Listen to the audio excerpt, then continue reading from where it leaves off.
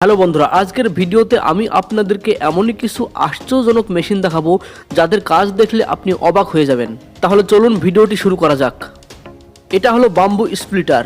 এই মেশিনটি সাধারণত বাঁশকে চেরার জন্য ব্যবহার করা হয়ে থাকে। এই মেশিন বাঁশের খণ্ডগুলোকে 10টি পাতলা পাতলা অংশে চিরে ফেলে। এটি খুবই একটা সাধারণ মেশিন।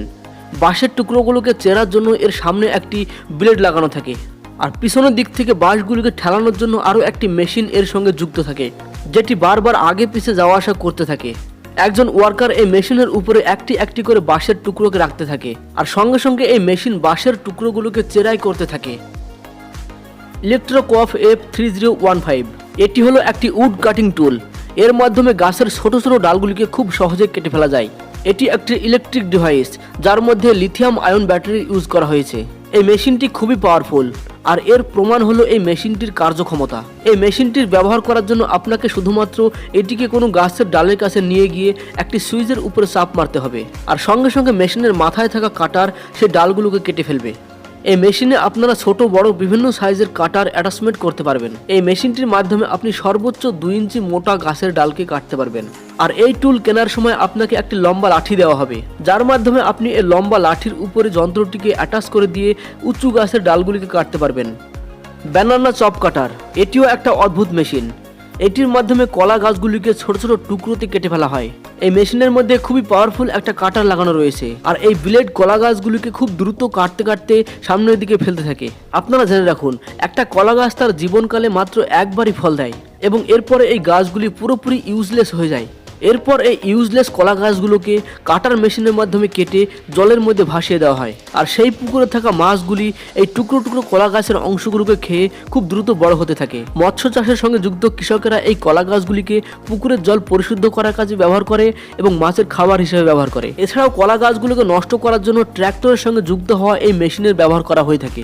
এই মেশিন জমিতে দাঁড়িয়ে থাকা কলা গাছগুলোকে খুব দ্রুত কাটতে থাকে। এই ট্র্যাক্টরের পিছনের সাইডে একটি রাউন্ড ফ্রেমের মধ্যে 2টি দ্রুত গতির ব্লেড লাগানো থাকে, যেগুলো কলার গাছগুলিকে খুব দ্রুত কাটতে কাটতে চলে যায়। এই মেশিনটিকে ডিরেক্ট ট্র্যাক্টরের পিছনের দিকে লাগিয়ে দেওয়া হয় এবং দাঁড়িয়ে থাকা কলা গাছগুলির উপরে চালিয়ে দেওয়া হয়, যার ফলে কলা গাছগুলি কেটে জমিনের উপরে ছড়িয়ে যেতে থাকে। এরপর সে গাছের টুকরোগুলোকে জমিনের উপরে পচানোর জন্য ফেলে রাখা হয়, এবং কয়েক মাস পরে কলা গাছের এই টুকরোগুলো খুব ভালো একটি জৈব সারে পরিণত হয়। স্প্লিট মাস্টার সাধারণত এই মেশিনটির ব্যবহার করা হয় বড় বড় গাছের গুঁড়িগুলিকে ছোট ছোট কাঠের জ্বালানিতে পরিণত করার জন্য। সবার প্রথমে এই মেশিনের মধ্যে একটি গাছের গুঁড়িকে ঢুকিয়ে দেওয়া হয়। এরপর এই মেশিনের মধ্যে লাগানো হাইড্রোলিক প্রেসের মাধ্যমে গাছের গুঁড়িটিকে একটি ব্লেডের উপরে পুশ করে দেওয়া হয়, যার ফলে গাছের এই গুঁড়িটি ছোট ছোট জ্বালানিতে পরিণত হয়। আর এইভাবে একটার পর একটা গাছের গুঁড়িকে এইভাবে হাইড্রোলিক প্রেসের মাধ্যমে ভিতরে পুশ করা হয়, আর এইভাবে গাছের গুঁড়িগুলি খুব সহজেই ছোট ছোট টুকরোতে পরিবর্তন হয়ে যায়। আর মেশিনের সামনে লাগানো একটি কনভেয়ার বেল্টের মাধ্যমে এই টুকরোগুলোকে এক জায়গায় সংগ্রহ করে ফেলা হয়। এবার গাছের এই ছোট ছোট টুকরোগুলোকে জ্বালানি হিসেবে ব্যবহার করা হবে। টেরাটেক একেবারে সাধারণ দেখতে এই টুল গ্রিন হাউসে ব্যবহার করা হয়ে থাকে।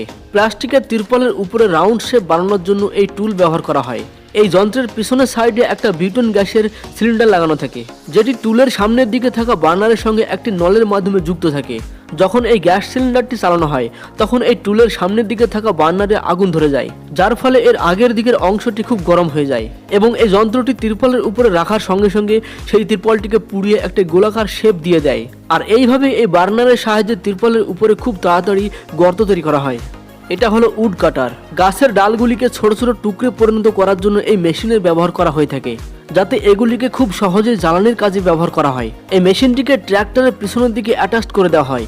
এই মেশিনে একটি রোটেটিং কাটার লাগানো রয়েছে, যার ফলে গাছের টুকরোগুলোকে এর মধ্যে প্রবেশ করানোর সঙ্গে সঙ্গে সেগুলো কেটে কুচি কুচি হয়ে যায়। এটি হলো জায়ান্ট ভ্যাক। এটি হলো বৃহৎ আকৃতির একটি ভ্যাকুয়াম ক্লিনিং মেশিন। এর মাধ্যমে রাস্তার উপরে পড়ে থাকা নোংরা আবর্জনাগুলোকে খুব সহজে সরিয়ে ফেলা হয়। প্রথমে সাফাই কর্মীর দ্বারা আশেপাশে সমস্ত নোংরা আবর্জনাগুলোকে এক জায়গায় জড়ো করা হয়। এরপর এই মেশিনটিকে সেই নোংরা আবর্জনার উপরে চালানো হয় এবং নোংরাগুলোকে খুব সহজে পরিষ্কার করে ফেলা হয়। এই মেশিনের সামনে একটি বৃহৎ আকৃতির সেকশন টিউব লাগানো রয়েছে, আর এই সেকশন টিউবটিকে ওয়ার্কাররা আবর্জনার উপরে চালিয়ে থাকে।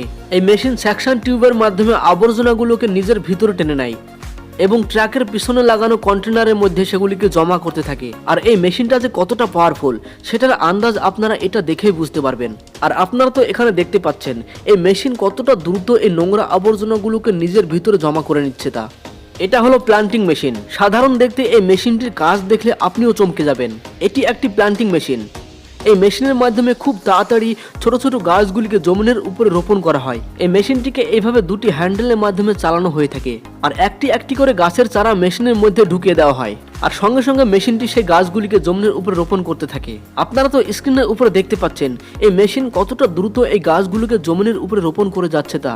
যখনই এই হ্যান্ডেল দুটিকে প্রেস করা হয় সঙ্গে সঙ্গে মেশিনের নিচের অংশগুলো খুলে যায় এবং নিচের দিকে একটা গ্যাপ তৈরি হয়, যার ফলে সেই গ্যাপের মধ্যে চারা গাছগুলি খুব সহজে প্ল্যান্টিং হয়ে যায়।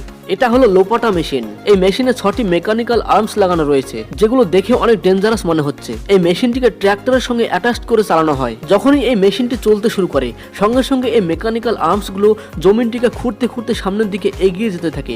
সাধারণত এই মেশিন ব্যবহার করা হয় জমিতে বীজ বপনের আগে মাটিগুলিকে উপর নিচ করার কাজে। এই অদ্ভুত চেহারা ট্র্যাক্টরটিও সেই একই কাজের জন্যই ব্যবহার করা হয়। এই মেশিনটির পিছনের দিকেও 6টি রোটেটিং আর্মস লাগানো রয়েছে, যেগুলো ট্র্যাক্টরের সঙ্গে ডিরেক্ট অ্যাটাচ করা থাকে। এই মেশিনটাও জমির মাটিগুলিকে উপর নিচ করার কাজে ব্যবহার করা হয়, যাতে মাটির মধ্যে সঠিকভাবে হাওয়া লাগে। Widow machine. এটা হলো একটা ওয়ার্কিং বোট। পানির সারফেসের উপরে কাজ করানোর জন্য এই মেশিনটি তৈরি করা হয়েছে। এই মেশিন পানির উপরে ভেসে থাকা আনওয়ান্টেড আগাছাগুলোকে সরানোর কাজে ব্যবহার করা হয়ে থাকে। এই মেশিনের সামনে একটা হাইড্রোলিক আর্মস লাগানো রয়েছে, যার সাহায্যে এই মেশিন পানির মধ্যে থেকে আবর্জনাগুলোকে তুলে বাইরে ফেলে দেয়। আর এই মেশিনের পিছনের দিকে একটি হাই স্পিড রোটেটিং ব্লেড লাগানো থাকে, আর এই রোটেটিং ব্লেড পানির মধ্যে অবস্থিত আনওয়ান্টেড আগাছাগুলোকে কেটে কুচি করে ফেলে। বন্ধুরা, আজকের ভিডিওর এই মেশিনগুলি আপনাদের কেমন লাগলো তা অবশ্যই কমেন্টে লিখে জানাবেন।